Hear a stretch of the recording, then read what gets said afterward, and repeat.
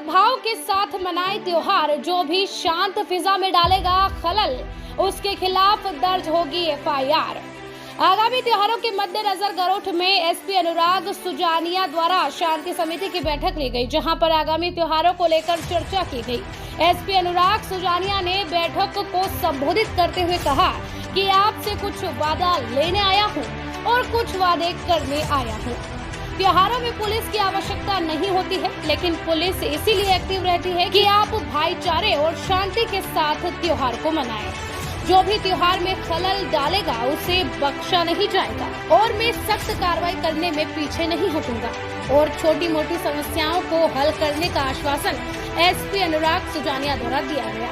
बैठक में additional SP Mahendra तानेकर, तहसीलदार Narayan Nandeda, TI Kamlesh सिंगार, नगर पंचायत अध्यक्ष राजेश सेठिया, राजेश चौधरी, राजेंद्र जैन, मंडल अध्यक्ष उमराव सिंह, उत्तम लालवानी, हरीश जोशी, दिनेश सोनी, पंकज सेठिया, हाफिज खान ठेकेदार, शौकत खां मेव, पत्रकारों में दिनेश पवार, डॉक्टर नरेंद्र सिंह चौहान, दीपक मानलिया, हैदर मंसूरी, संस्कार दर्शन सह संपादक राकेश ग्वाला, व्यवस्थापक सतीश शर्मा, पत्रकार लक्ष्मी पांचाल, न्यूज एंकर गोविंद तिवारी, महेश साखला, नरेश पुरोहित आदि मौजूद रहे।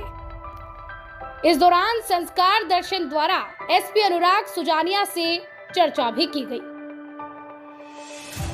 सर जी, आगामी त्योहारों को लेकर के गरोठ नगर में शांति समिति की बैठक आपके द्वारा आयोजित की गई थी, उसमें किन महत्वपूर्ण बिंदुओं पर चर्चा हुई है?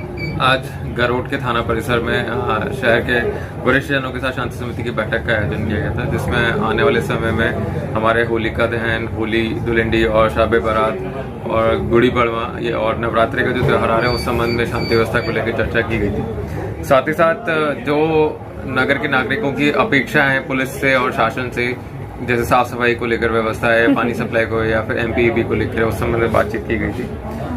जो सुरक्षा को लेकर जो बिंदु हैं उनके बारे में भी अवगत कराया गया था सभी को, जैसे कि शब बारात और होलिका दहन का त्योहार एक ही रात में पड़ रहा है, तो उसको लेकर भी जो दोनों समुदाय हैं उनसे भी चर्चा की गई और सभी ने आश्वस्त किया है कि यहाँ पे शांतिपूर्वक तरीके से त्योहार मनाए जाते हैं। साथ ही साथ हिदायत भी दी गई कि शराब का सेवन करके जो उधम करने की प्रवृत्ति है लोगों के, उनको भी वार्न किया गया कि इस तरीके से अगर किसी ने किया तो कानून अपने से सख्ती से कार्रवाई करेगा।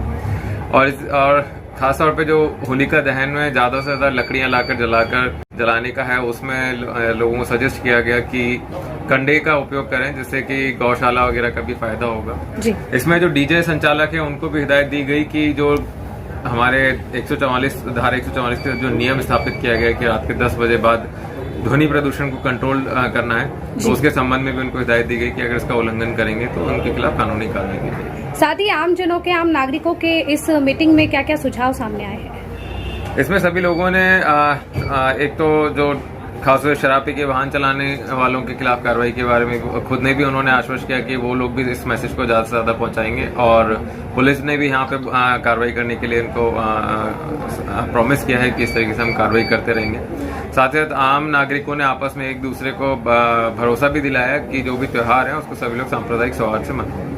बिल्कुल सर जी, और देखा जाए कि ये जो दंगे फसाद वाली स्थिति है, इनका मेन कारण क्या होता है? किन मुख्य कारणों के कारण ऐसी स्थितियां बनती हैं?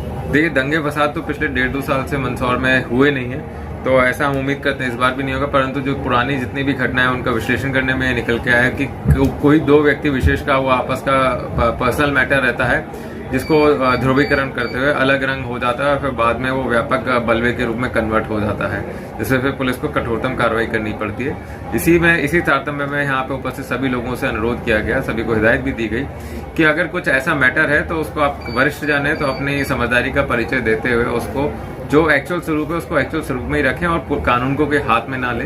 पुलिस हमेशा अवेलेबल रहेगी, तो पुलिस को बुलाकर ही उसका कानूनी निराकरण करवाया जाए। बिल्कुल, आम नागरिकों के लिए जो दर्शक देख रहे हैं उनके लिए क्या संदेश है आपकी तरफ से? आप सभी को मेरी तरफ से आने वाले सभी त्योहारों की बहुत बहुत शुभकामनाएं।